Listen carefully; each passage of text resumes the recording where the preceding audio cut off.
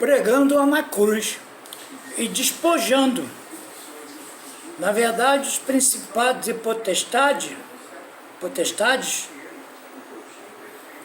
os expôs publicamente,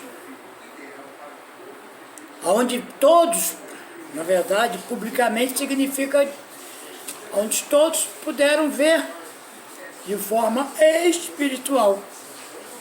Na verdade, portanto, ninguém tem o direito de vos julgar pelo que comeis ou pelo que bebeis, ou ainda com relação a algumas festas religiosas, a celebração das Boas Novas ou os dias de sábado. Esses rituais são apenas soma do que haveria de vir. A realidade, todavia, encontra-se em Cristo.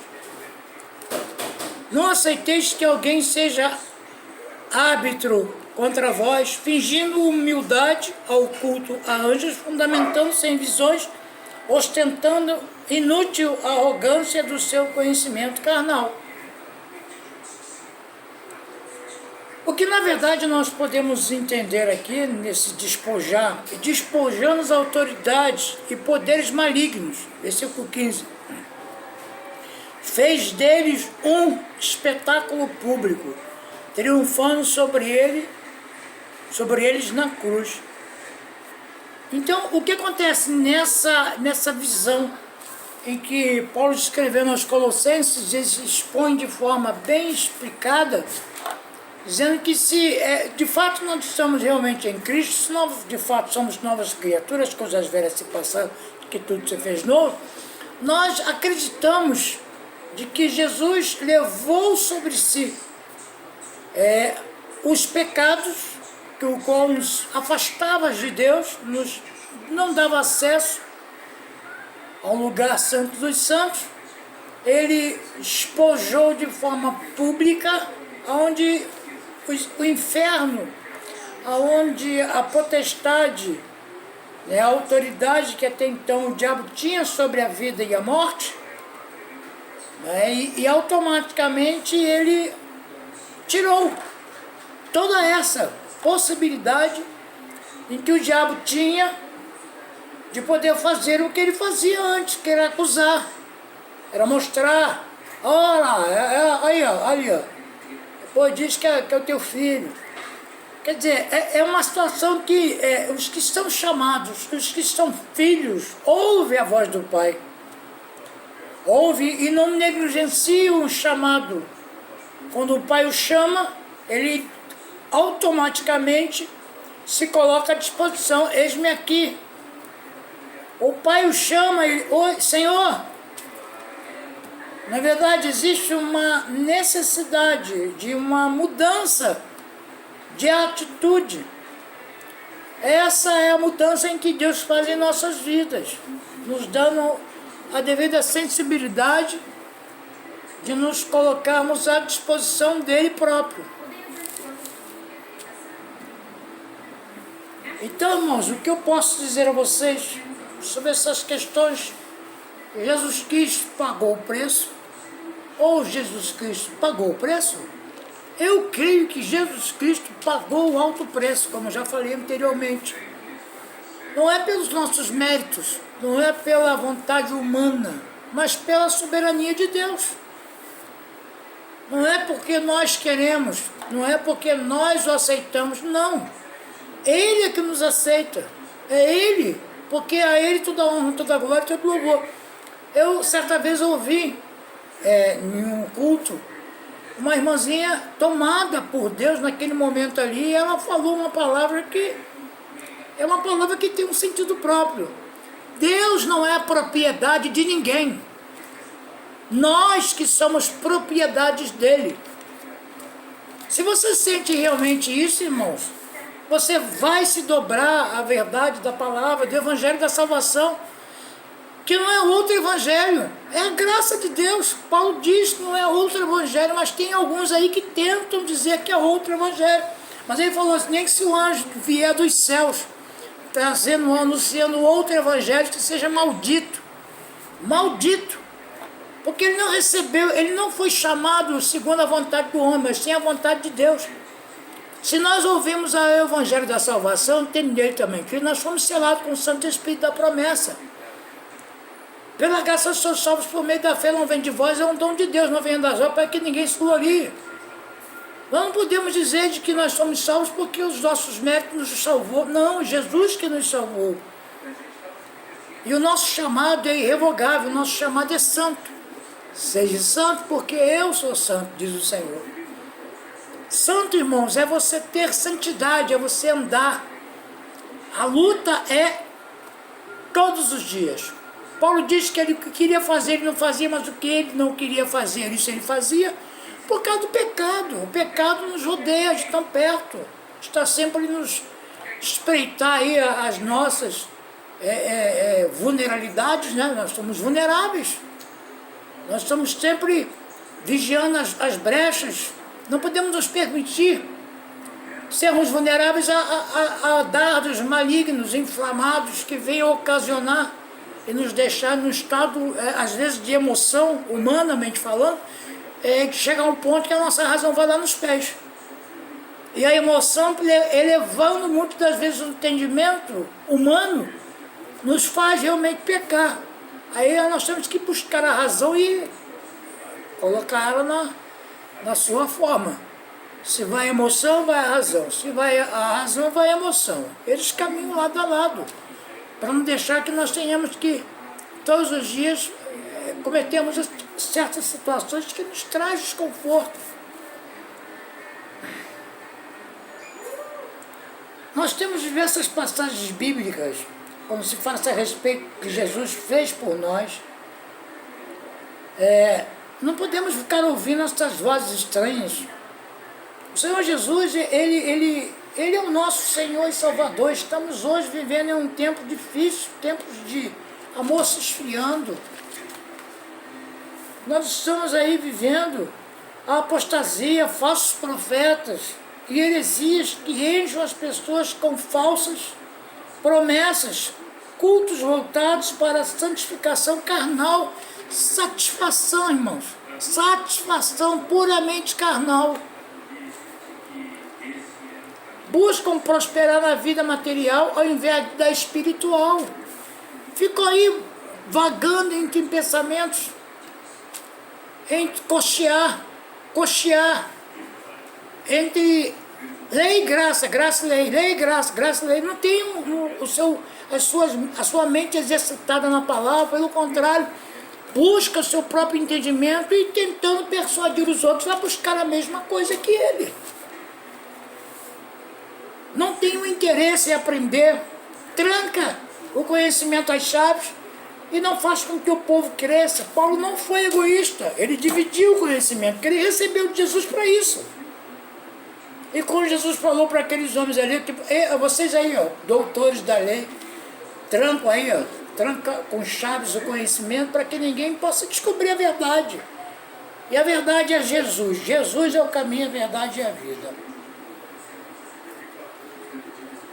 Cultos voltados para a satisfação carnal, buscam prosperar na vida material ao invés de espiritual, tendo falta de interesse na palavra, desprezando-a de forma notória, homens amantes de si mesmos, aniquilam a palavra da graça de Deus por receio do povo despertar e enxergar a verdade.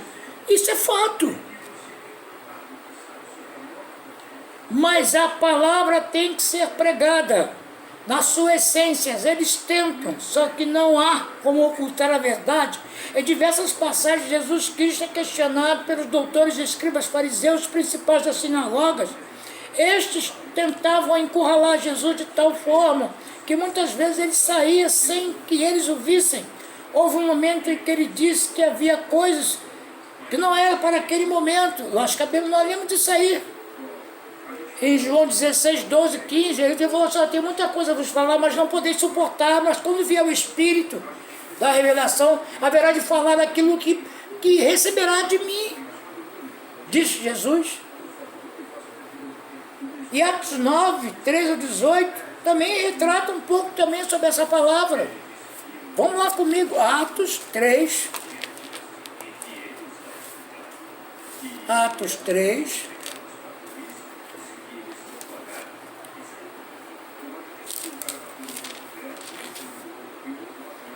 Atos 9, 9, 3, 9, 3.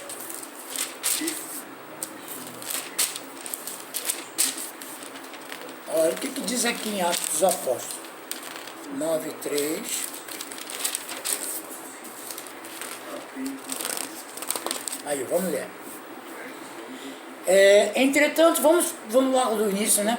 Entretanto, Saulo ainda respirava ameaças de morte contra os discípulos do Senhor, dirigindo ao sumo sacerdote pedindo cartas para as sinagogas de Damasco, de maneira que, eventualmente, encontrando ali homens ou mulheres que pertencem ao caminho, estivesse autorizado a conduzir os presos a Jerusalém. Entretanto, durante sua viagem, quando se aproximava de Damasco, subitamente uma intensa luz vinda do céu resplandeceu ao seu redor.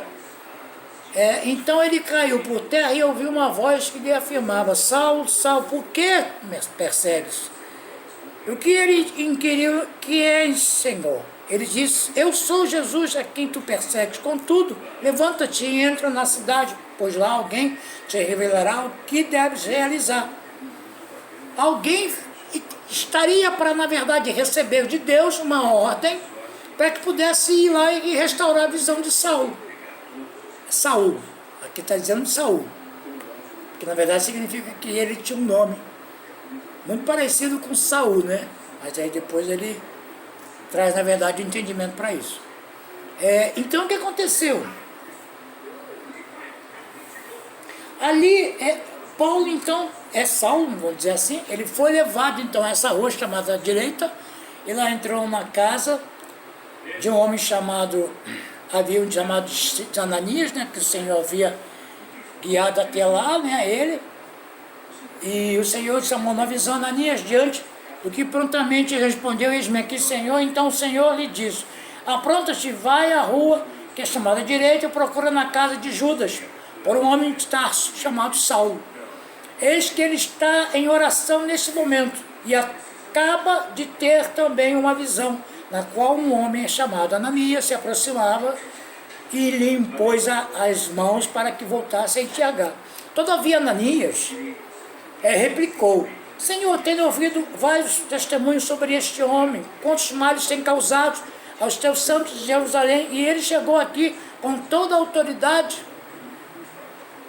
para dos chefes dos sacerdotes para prender todos que invocaram o teu nome. Porém o Senhor ordenou: vai, pois ele é para mim um instrumento escolhido. Deus escolheu ele. Amém? Glória a Deus. A fim de levar o meu nome diante dos gentios e seus reis, perante o povo de Israel. Revelarei a ele tudo quanto lhe será necessário sofrer por causa do meu nome. Então Ananias foi entrando na casa, impôs a mão sobre ele, declarou: irmão Saulo, Senhor Jesus lhe pareceu no caminho por onde vinhas, enviou-me aqui para que tornes a ver e fique pleno do Espírito Santo. Imediatamente caíram-lhe aos olhos algo parecido com umas escamas, e ele passou a ver de novo, e em seguida levantou-se e foi batizado. E depois de alimentar-se, ganhou novas forças e passou vários dias na companhia dos discípulos em Damasco. Você vê o que Deus fez? Deus foi lá, mostrou a Saulo que ele era o próprio Jesus, a quem Saulo perseguia. Ao mesmo tempo, ele manda que ele vá para uma casa onde lá haveria de ter um homem que o haveria de recobrar a visão. E ele vai, então, obedecendo a voz de Deus. Começou, então, aquele caminhar, e Ananias, por sua vez, questionou, argumentou, apresentou as suas teses. Como pode o homem, oh Senhor, este homem fez tanta coisa aos seus, o homem que estava com cartas para prender os seus e os matares, levarem eles. E você viu o que Deus falou para ele? Ananias, vá, porque ele é um instrumento escolhido, a fim de levar meu nome diante dos gentios e seus reis e perante o povo de Israel. Então você vê que Saulo, naquele momento ali, Deus estava preocupado em fazer algo em Saulo, sabendo que isso ocasionaria certo desconforto entre os mais antigos. Como pode este homem, né, ser um perseguidor, se tornar um homem? Houve um ciúme desnecessário, um questionamento desnecessário, entre outras coisas, que depois você vai vendo isso no decorrer do caminhar de Paulo também. Homens que tentavam, né, impedir, né, o querer de Deus, mas Deus, sendo tolerante, né, ele é tolerante. Eu tenho uma paciência de um pai, que é assim que nós podemos tratá-lo, ser, na verdade, paciente, porque, irmão, se não fosse as misericórdias do Senhor em nossas vidas, todo dia haveria de ter pessoas fulminadas. Todos nós seríamos fulminados, se não fosse por graça, se não fosse pela graça do Senhor. Se o Senhor não nos desse essa possibilidade de podermos melhorarmos a cada dia as misericórdias se renovam em nossas vidas, e nós começamos a entender de que o que Deus tem para nos fazer é algo bem superior ao que se possa imaginar. Mas a graça ela foi revelada através de toda a Bíblia, tanto por profecias, por revelações, desde o Velho Testamento ao Novo. Veja por uma ótica diferente. Veja que o véu se rasgou de alto a baixo. Esse véu se fazia presente no lugar que se trazia a oferta a Deus. Neste lugar só se entrava o sumo sacerdote, esse sacrifício. Era assim, dessa forma. Só se podia entrar se fosse realmente pronto e preparado para isso. Amarravam com cordas, penduravam com roupas, guiços, era tipo de chocalhos. Eles entravam se tivesse qualquer situação, qualquer impureza, qualquer situação contrária,